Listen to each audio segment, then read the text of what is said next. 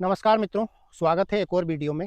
साथियों, ये जो खेत आप देख रहे हैं मेरे पीछे, और आपको दिखा दूं मैं कि इसके वीडियो मैंने पहले भी डाले हैं और ये बोनी के वीडियो भी डाले थे। और दोस्तों, अब आप देखिए, ये मेरी 27 तारीख की बोनी है, जैसा कि मैंने आप लोगों को पहले बताया था। दोस्तों, अब आप 27 तारीख की जिन जिन किसान मित्रों की बोनी है, वो मेरे को कमेंट करके ज़रूर बताना कि इस प्रकार की ग्रोथ सोयाबीन की है या नहीं है। दोस्तों, इस ग्रोथ का सबसे बड़ा कारण है, देखिए, बारिश समान रूप से हुई है। सब आपके यहाँ भी, हमारे यहाँ भी लगभग बराबर बारिश हुई है। अभी हमारे यहाँ भी 3 दिन पहले बारिश आई थी, जैसा कि मैंने एक वीडियो में आप लोगों को बताया था। लेकिन साथियों, ये सब कमाल है बेसल डोज का। बेसल डोज पे मैं ज़्यादा जोर देता हूँ। आप लोगों को मैंने वीडियो के माध्यम से पहले भी बहुत कई बार बताया है कि सोयाबीन में बेसल डोज की एक अपनी ही महत्वपूर्ण भूमिका रहती है। क्योंकि दोस्तों, हम जैसे ही सोयाबीन की बोनी करते हैं, तो हमें बोनी जैसे ही हमारा सोयाबीन उगना चालू होता है, तो हमारे सोयाबीन को नाइट्रोजन, फास्फोरस, पोटास सभी चीज़ों की शुरुआत में आवश्यकता पड़ती है। और फास्फोरस तो एक ऐसा खाद है कि उसकी आवश्यकता सोयाबीन को बिल्कुल, यानी कि बोनी करने से लेकर के तो पकने तक पड़ने वाली है सोयाबीन की।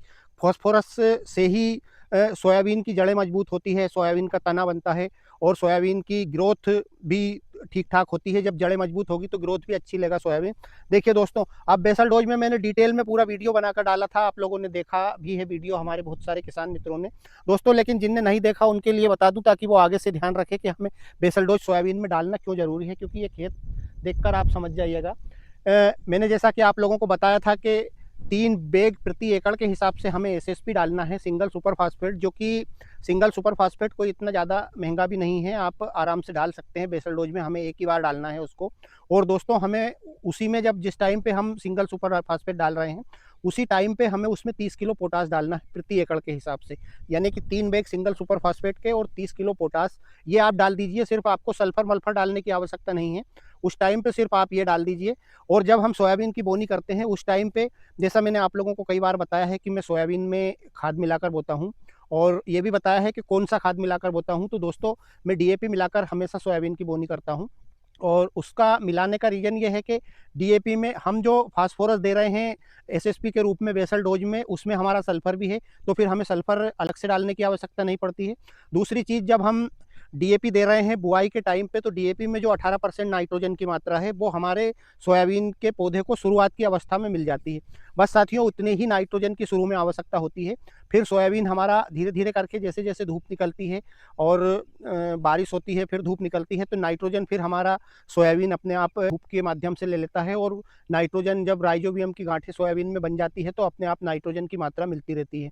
तो साथियों, ये बेसल डोज हमें सोयाबीन की फसल में डालना बहुत ही अनिवार्य है, और उसी से हमारा सोयाबीन ग्रोथ लेता है, और साथियों उसी से अच्छा उत्पादन आता है।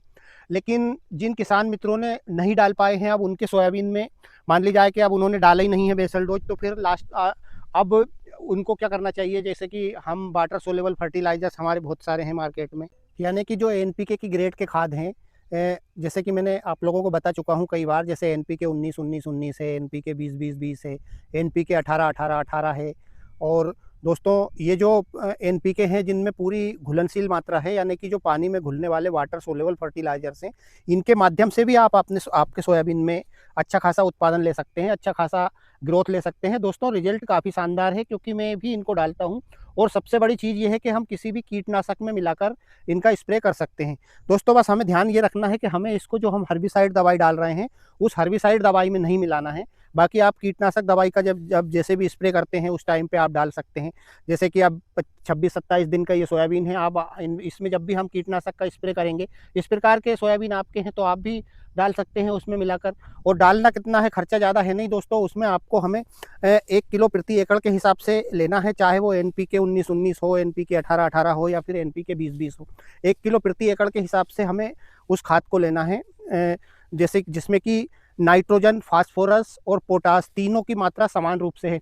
दोस्तों, यदि आपने बेसल डोज डाला है और यदि इस प्रकार की फसल है, तो आप एक बार उस खाद को इग्नोर भी कर सकते हैं, कोई भी दिक्कत नहीं है। लेकिन जब आपने बेसल डोज नहीं डाला है, तो फिर आपको डालना चाहिए, क्योंकि जो हमारे प्राइमरी पोषक तत्व हैं, नाइट्रोजन, फास्फोरस और पोटास, वो जब हमने हमारे सोयाबीन की फसल को दिया ही नहीं है, तो फिर दोस्तों जाहिर सी बात है कि हमारा उत्पादन भी उतना अच्छा नहीं आएगा जितनी कि हम उम्मीद लगाकर बैठे हैं।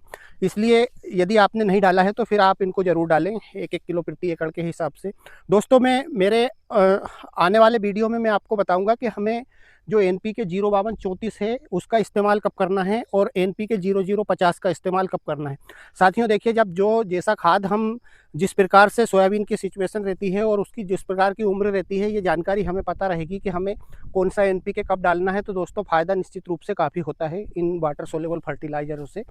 तो इसके ऊपर मैं आपको एक वीडियो बहुत जल्द बना के दूंगा, और जैसे ही डालेंगे इसमें NPK 05234 और NPK 0050, तो उस टाइम पे भी आपको उसके वीडियो मिलेंगे।